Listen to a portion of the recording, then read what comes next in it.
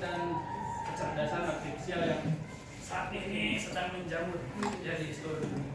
Tetapi ini lahirnya sudah dari dulu, dari dahulu kala kecerdasan artifisial ini dan coding. Tetapi karena kita eranya berubah secara dini, akhirnya perkataan ini muncul ke permukaan. Dan sebetulnya kita itu sedang menggunakan di kehidupan sehari-hari. Bahkan diri kita itu penuh dengan coding. Contohnya nih anak saya kemarin pulang dari sekolah saya jemput, tiba-tiba bilang begini, Bapak, kita udah lama ya nggak ke Rainbow. Itu kan salah satu kode. Oh, iya. Contoh Ingrid lagi di KL. Ya, tasnya bagus ya. Ya, itu salah satu kode. Kode. Ya, tapi kalau misalkan yang diberi kodenya tidak paham, nggak bakalan kena. Sama seperti halnya coding seperti ini, coding ini ya. Saya coding kalau pakai ini. Maksudnya Bu buat besok itu buat besok. Itu kesapi itu Pak. Tapi konsep dasarnya seperti itu Bapak Ibu. Ya, sebelum kita lanjut. Kayak ibu ya Pak Ibnu, mie ayam apa bakso gitu ya? Itu kode itu. Oke, sebelum jauh Bu, dan tadi sudah saya contohkan dalam benak Bapak Ibu, coding itu apa sih? Dalam benak Bapak Ibu sendiri. Bapak Ibu coding itu apa? Kode. Sama lagi.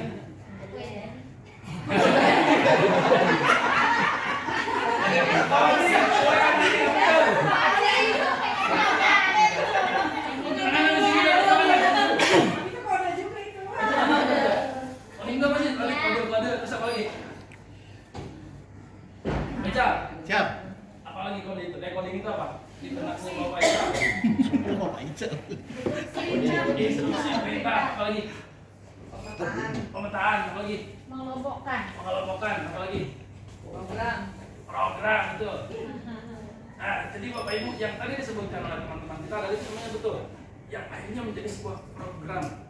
Yaitu adalah kode itu seperti perintah, kemudian nyolek lah kalau bahasa ini ya, nyolek, terus memberikan instruksi, perintah dan lain sebagainya. Apakah kita pernah memberikan perintah? Sering.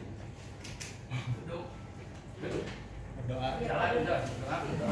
Mari kita angkatkan tangan, kata Bapak Ical, kita angkat tangan. Iya, betul. Mari kita berdoa. Tadi Dirjen memberikan kode. Sebenarnya Dirjen bukan lagi joget, tapi lagi memberikan kode. Oh ini ketika ada yang atas, bawah, atau bukan seperti itu. Ya, jadi itu adalah semuanya kode. Bahkan dalam kehidupan kita, di agama kita, Buddhis dalam agama Islam ya, mungkin sama dalam agama Buddhis juga, kita tuh diberikan kode sama Allah. Contohnya apa coba? Tuh, sholat. Apalagi? Nah, kemudian berusaha. Siapa yang berusaha maka akan gitu ya. Jadi itu mungkin kalau misalkan dikaitkan dengan kehidupan kita sehari-hari. Lanjut Bu. Nah, ini ya. Yang tadi dikatakan oleh teman-teman semua itu benar. Proses konversi keinginan manusia. Keinginan manusia bukan keinginan manusia. Yang menjadi format yang dapat dipahami oleh komputer. Contohnya, komputer ini bikin aja apa sih? Seperti yang lebih cerdas harusnya sama. Iya. Contoh komputer, kita klik kanan, dan muncul ya perintah. Kiri muncul perintah. Itu komputer itu masih diperintah dengan kita. Sini kameranya. Kalau misalkan tidak diperintah, artinya udah lebih cerdas. Contohnya tidak menggunakan gerakan fisik. Apa contohnya? Isyarat apa lagi? Contoh nih, Bu Iro ya ada di situ. Saya gerain kepala. Tiba-tiba Bu Iro bilang ada apa ya? Ini. Isyarat. Body language. Betul. Kemudian atau kayak gini, Pak Ical. Pak Ical lagi mau jajan. Tebak ya, ini jajan apa? Cilok. Kenapa codingnya begitu? Iya. Santai. Enggak tahu Viro gini kayaknya bisa buat kita. Aku punya coding sendiri, Bun. Iya. Itulah sebuah coding. Kalau misalkan yang diberikan coding yang paham, dia pasti akan merespon. Tapi kalau misalkan yang diberikan coding yang tidak paham, ya komputer itu tidak akan jalan. Contohnya kita klik arah ke kanan tapi dia nggak mau hidup-hidup, kayak nggak mau geser-geser ke kanan. Seperti itulah. Ya, jadi itu konsep dasarnya seperti itu aja. Bina. Jadi kode ini bahasanya yang digunakan oleh komputer untuk coding. Ya. Sekarang istilah itu menjamur menjadi prompt. Tahu prompt kan ya? Tahu. Prompting itu. Iya. Prompting itu kayak kita ketik tuh. Iya. Perintah. Ya. Bapak yakin semuanya udah pakai ChatGPT. Iya. Kita pakai ChatGPT. Tetapi jauh sebelum kita pakai ChatGPT, kita udah pakai itu. Contohnya apa? Maps. Iya. Google Maps. SD aja dulu berdua. Muncul lagi coba. Iya. Lanjut Bu. Di Shopee bisa. Nanti kita lanjut ya. Ini input, ini proses, dari output.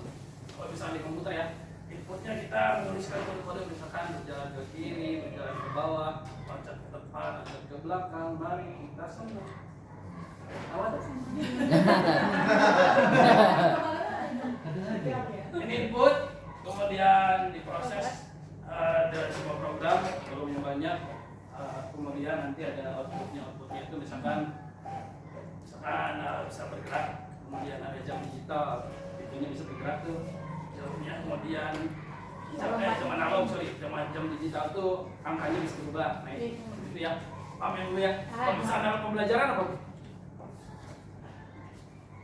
Kalau dalam pembelajaran, kalau dikaitkan dengan PJOK ya, kita coba. Next. Nah itu, kita bicara dulu kebijakan Ibu ya. Jadi Bapak Ibu, coding K ini kebijakannya dari pemerintah itu ada 3. Pertama berdiri sendiri sebagai mapel, tapi ini belum ada persintaknya. Baru akan rilis di bulan besok, bulan September baru akan rilis. Kalau misalkan dia udah berdiri sendiri di jadi mapel, itu pasti ada CP-nya, kemudian ada TP-nya dan sebagainya, ada modul dan sebagainya. Itu sudah dikonsep di pemerintah dan baru rilis bulan besok. Kemudian sebagai ekstrakurikuler berarti di luar jam, contohnya seperti pas dan sebagainya.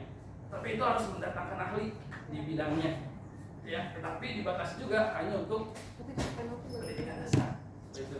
Yang ketiga disisipkan dalam pembelajaran. Nah ini yang kita gunakan, disisipkan dalam pembelajaran. Sebetulnya kebijakan ini dibalikan lagi ke satuan pendidikan, nanti mungkin dari tim kurikulum. Ya udah nih coding ini dibuat sebagai mapel biar mapel dan sebagainya. Seperti itu dari pemerintah. Tetapi nanti di akhir itu ada disisipkan dalam pembelajaran. Terintegrasi dengan coding dan lanjut. Nah ini untuk coding itu ada internet base, ada plug. Kemarin di Paramadina kita udah kenal ini ya. Ada internet base, ada plug, ada kalau internet base itu yang pasti udah pasti menggunakan internet. Kalau misalkan nggak ada internet tuh nggak bakalan jalan gitu ya. Seperti yang kita Google Maps, kalau misalnya nggak ada internet nggak ada kota nggak bakalan jalan. Kecuali Maps-nya ya kita sendiri nanya sama orang lain disuruh. Ya, kemudian plug itu sistemnya disimpan dalam komputer, meskipun nggak ada internet bisa berjalan. Seperti itu namanya plug. Tapi menggunakan teknologi, bisa itu handphone, bisa itu komputer, bisa itu PC, layar seperti ini udah termasuk plug. Kemudian yang unplug itu tanpa menggunakan internet sama sekali, tanpa menggunakan komputer dan sebagainya. Bisa menggunakan alam sekitar, bisa diri kita sendiri, bisa pakai kertas, bisa pakai yang lainnya. Itu namanya unplug. Yang saya rasakan pembelajaran PJOK itu sudah menggunakan unplug. Contohnya, saya memberikan suatu permainan. Permainannya permainan fluid. Jika Bapak bunyikan fluid 2 kali, Anda lanjut pilih. Nah itu sudah termasuk coding Bapak Ibu. Sudah diterapkan ya dalam pembelajaran. Tepuk 1, itu sudah termasuk coding. Tepuk 2, tepuk apa Bu? Lupa. Tepuk semangat. Aduh. Tepuk ya semangatnya. Sudah termasuk coding. Tepuk anak soleh. Coba kita tepuk anak soleh Bapak Ibu. Oke. Tepuk anak soleh. Aku anak soleh, rajin sholat dan mengaji. Orang tua dihormati, cinta Islam sampai mati. La ilaha Muhammadu Rasulullah. Aku anak soleh. Yes. Sekali lagi. Yes. Mana orangnya? Tuh. Nanti Bu Desi login dong. Login dong. Kodenya dari mana? Kodenya dari saya. Ya, yang melakukan siapa? Bapak Ibu. Tetapi ketika Bapak Ibunya ada error, ada bug, ada apa namanya?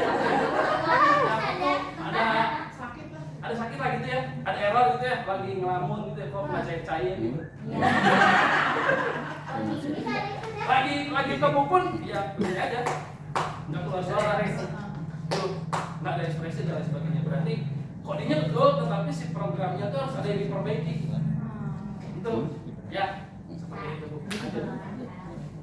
Nah, ini contoh coding yang internet based, namanya Blockly. Ini bisa untuk ini sebetulnya nanti sih. Ya, tapi bisa dipakai buat pembelajaran. Contohnya di kelas 1 2 cocok dipakai ini. Tapi harus menggunakan layar interaktif atau menggunakan handphone.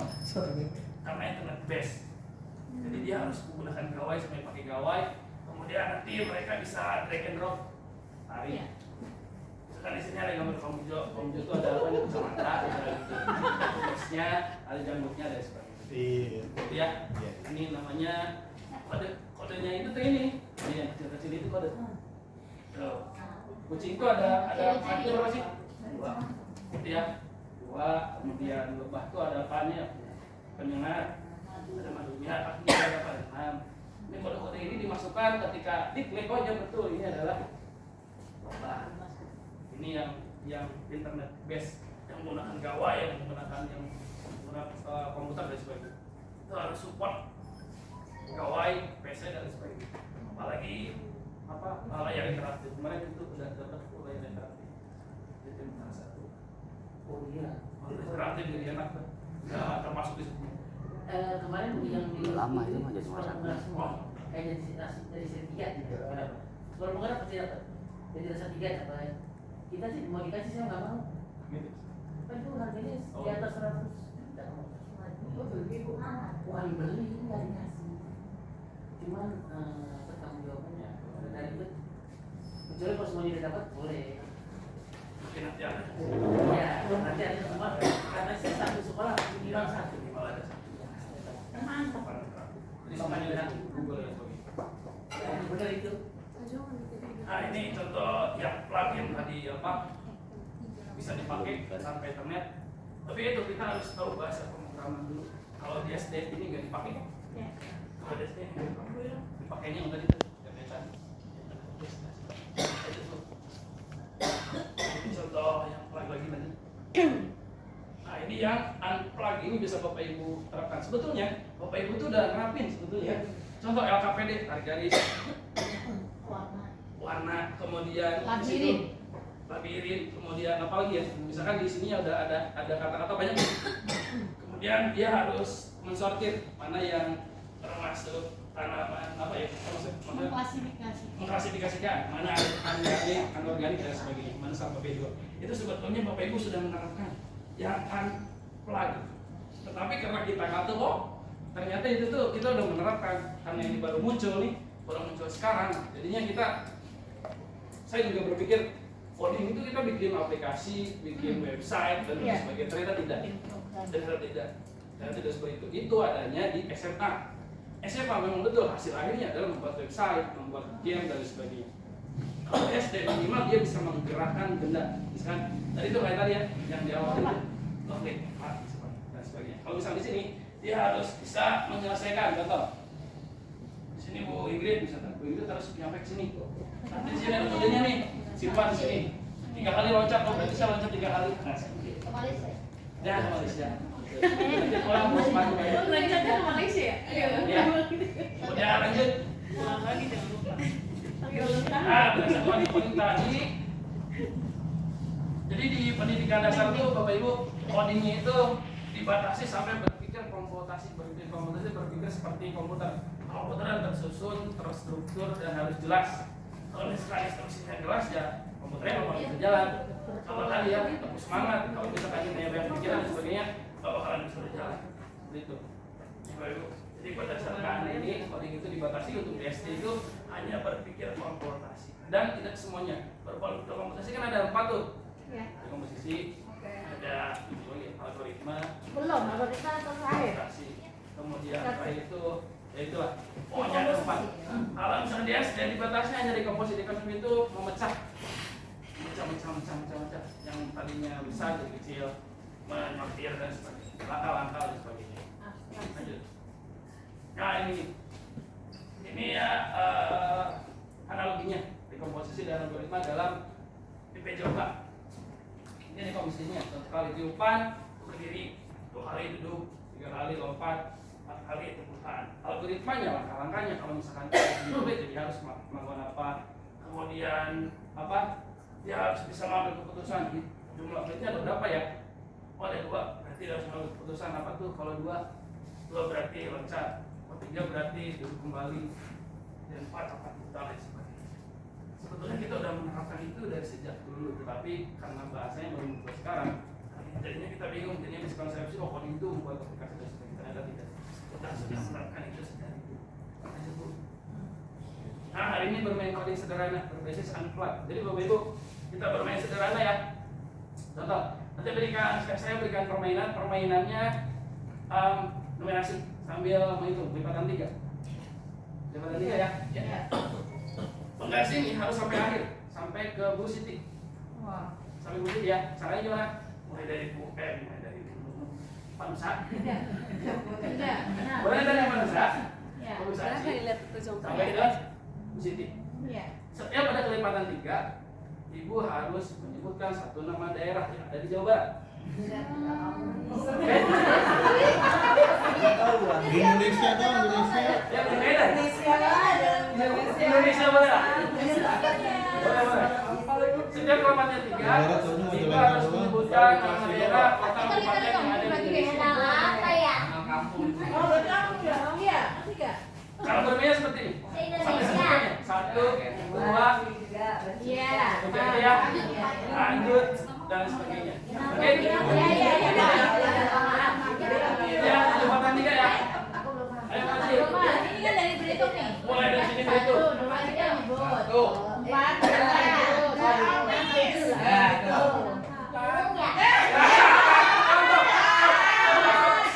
ini ada analogi bahwa ada debugging, ada bug.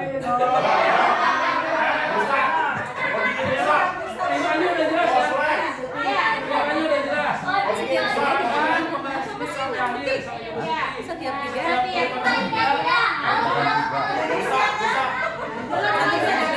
Yang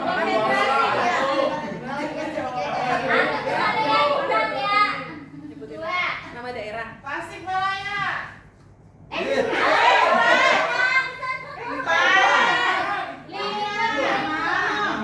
Surabaya. Nggak usah dihitung.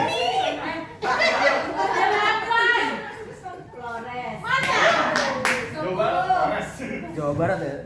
Indonesia. Oh, Indonesia. Saya jawab.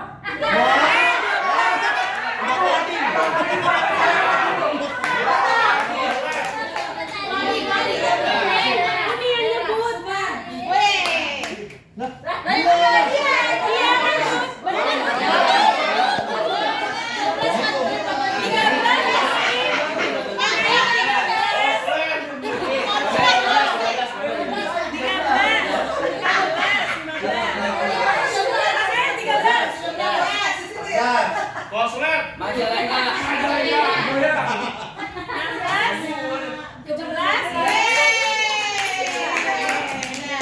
Itu Bapak Ibu ya, itu konsep sederhana penerapan ini di kelas. Penerapan perintah. Kalau ada error berarti ya kita bisa ketahui errornya kenapa. Ada yang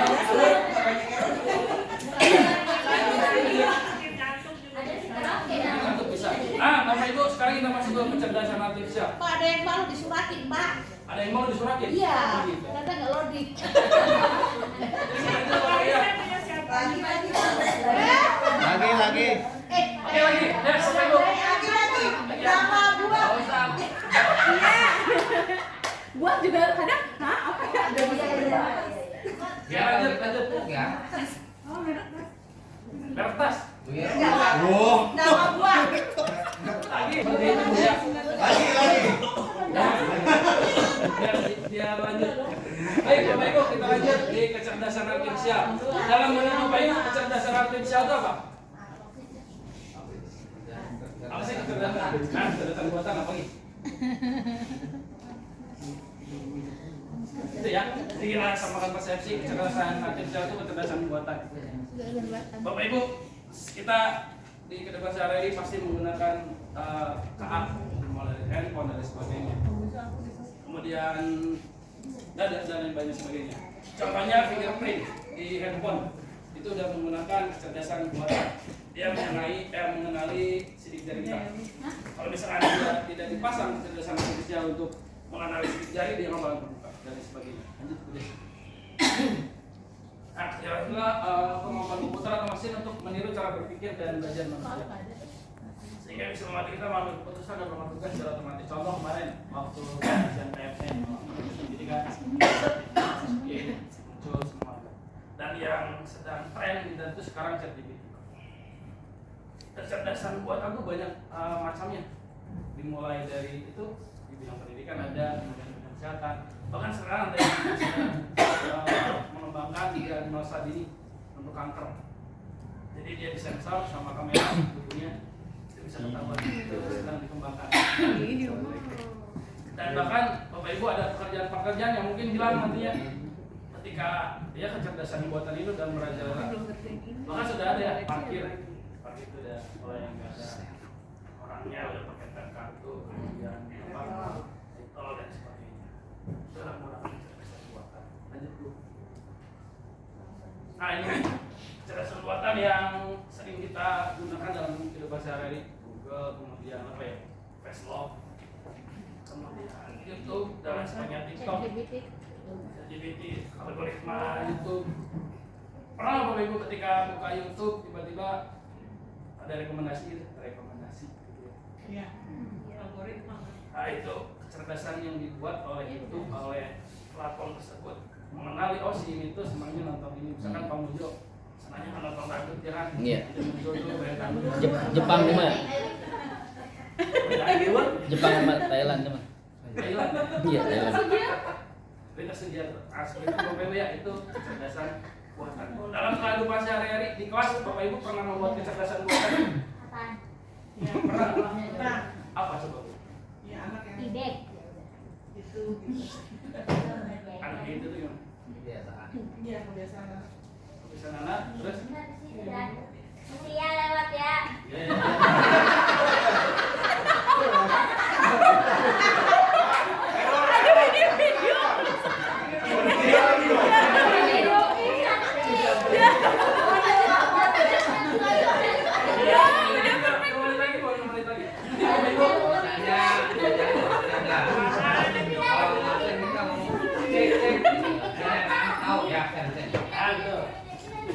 Bisa termasuk. Kemudian kalau saya kecerdasan buatannya adalah saya menampilkan anak sebagai instruktur senam. Jadi saya tidak perlu berdiri di depan, saya sudah menyampaikan, memberikan data-data saya ke anak tersebut. Contohnya gerakannya seperti ini. Kemudian di bagian ini gerakannya seperti itu. Itu adalah memberikan kecerdasan buatan kepada anak. Contohnya ibu pernah kan nyuruh anak yang bisa tuh yang main coba jadi dia. Iya. Nah itu udah membuat kecerdasan buatan. Contoh, Kak, kan udah jago nih, suka masak, coba jadi Wino. Nah, gitu. Balik kali. Balik ya. Nah itu secara simpel, secara sederhana seperti itu kecerdasan buatan. Terus bahasa dulu bahasa sekarang tuh ya kecerdasan buatan. Mereka belajar yang lain atau mungkin belajar yang lain. Baik Bapak Ibu, ada batasan-batasan yang harus kita sampaikan ke anak-anak. Pasti anak-anak udah pernah nyoba tuh ChatGPT dan sebagainya. Apalagi yang pakai Canva, di Canva itu udah bisa bikin website cuma dengan ketikan. Itu bikin aksen digital dan sebagainya cuma ketikan. Buatkan saya aksen digital. Ada tuh kodenya, ada langsung bisa dipakai. Itu sangat instan dan itu akan menurunkan kreativitas, gitu ya. Harus berkreativitas seperti itu. Tetapi ketika kita akan menerapkan atau mengenalkan kecerdasan artifisial ke siswa, kita harus juga memberikan batasan-batasannya. Tidak semuanya kecerdasan artifisial itu benar. Bapak Ibu, ketika Bapak Ibu buka ChatGPT di PC atau di bawahnya ada tuh disclaimer. Iya. Di bawahnya ada ya. Misalkan kata AI belum tentu benar. Coba jadi ketika kita mendapatkan jawaban dari ChatGPT, sebaiknya kita jangan langsung yang itu aja. Tapi kita bisa misalkan lemparkan lagi ke anak-anak. Gimana anak? Menurut ini seperti ini. Setelah berpikir kreatif, mereka akan diganti. Tidak hanya langsung mencari, tetapi kita balikan lagi ke mereka, biar mereka itu berpikir. Ayo belajar dari data. Semakin banyak data yang dipelajari, semakin baik kemampuannya. Contoh, saya memberikan gerakan senam di depan kepada anak-anak secara intens, misalkan seminggu itu 4 kali. Itu anak-anak pasti akan meniru tuh gerakan Pak Ibu, gerakan ini, Pak Ibu. Ketika saya tidak ada, dia bisa melakukan itu. Ada yang lain. Nah itulah, semakin banyak data yang dimasukkan, semakin banyak kemampuan yang dipelajari. Ternyata ChatGPT itu Ibu, dia itu dilatih sama kita. Dilatihnya apa? Dengan kita mengetik tuh. Kita ngetik muncul data, kita ngetik muncul data. Mereka tuh melatih keinginan kita tuh apa sih? Oh jadi tentang pendidikan, nanti rekomendasi pendidikan mereka kumpulkan dan sebagainya. Jadi mereka itu dilatih tidak sebetulnya oleh kita sendiri. Biasa. Semakin banyak data, semakin banyak yang dipelajari. Nah itu tadi Bu, algoritma YouTube, kemudian TikTok dan sebagainya. Ketika kita buka YouTube banyak nonton, algoritmanya akan terekam, nanti akan muncul rekomendasi. Iya. Itulah alurnya seperti itu.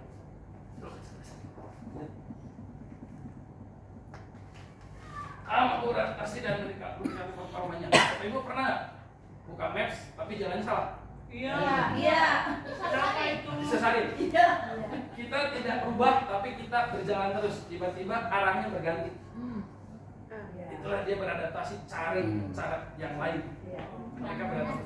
Kayaknya ikutin apa enggak, Pak? Kenapa? Soalnya yang udah nyasar, saya ikutin. Nah itu dia Bu. Balik lagi ke kita Bu. Kita yang lebih cerdas. Kita masih punya mulut untuk bertanya. Nah, ya. Saya punya pengalaman menarik saya dengan Pak Mujo. Waktu itu Pak Mujo lagi kemana ya? Saya dibonceng sama Pak Mujo. Wah, yang boncengnya salah. Ini etika ya. Mungkin etika apa ada? Lagi bonceng sama Pak Mujo naik motor. Kita tuh kesasar kemana gitu. Kenapa? Tiba-tiba saya tuh nanya ke orang. Pak Mujo bilang begini. Turun. Apalagi gitu. Ada. Itulah seperti itu. Ya. Jadi ya ada beda. Puas. Mantap.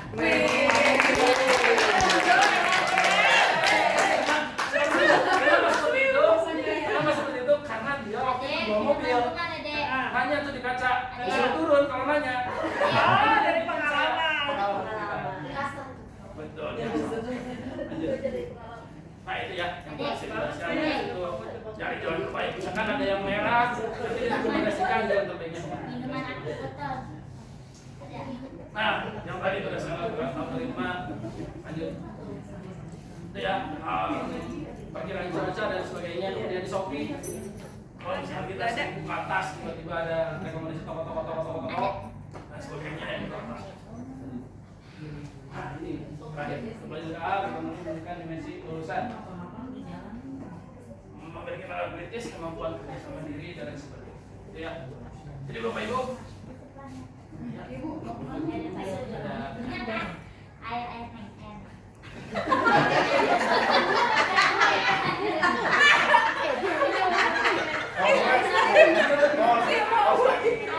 AI-nya konsep.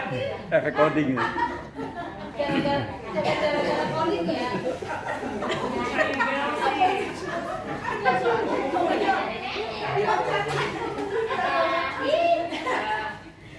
Kodam nenek. Kodam nenek. Ibu seperti itu ya, mengenai konsep dasar coding dan bahas, tentunya kita sudah menerapkan dalam kehidupan sehari-hari. Miskonsepsinya coding itu kita harus membuat website dan sebagainya, ternyata tidak di sekolah dasar itu hanya dibatasi dengan berpikir komputasi atau berpikir kritis, dan dibatasi lagi hanya dekomposisi itu memecah besar, kecil, urutkan, besar, kecil, besar dan sebagainya. Sampai sini. Saya tidak ada pertanyaan. Ingin bahas apa? Ya, baik. Mungkin sekian penjelasan dari saya, setidaknya ada gambaran ada seperti ini dari sekolah besar. Kalau misalkan mau lanjut boleh nanti ya boleh. Boleh. Ini baru modul pertama. Baru pengenalan. Jangan banyak-banyak, Pak. Pelan-pelan. Baik. Biar selanjutnya Bapak lagi. Pemahaman nanti Warming up. kita coba menggunakan platformnya yang unplug dan yang plug dan sebagainya. Iya. Cukup dari saya. Waalaikumsalam warahmatullahi wabarakatuh. Tepuk salut. Salut, salut. Salut, salut. Salut. Luar biasa. Terima kasih kepada Pak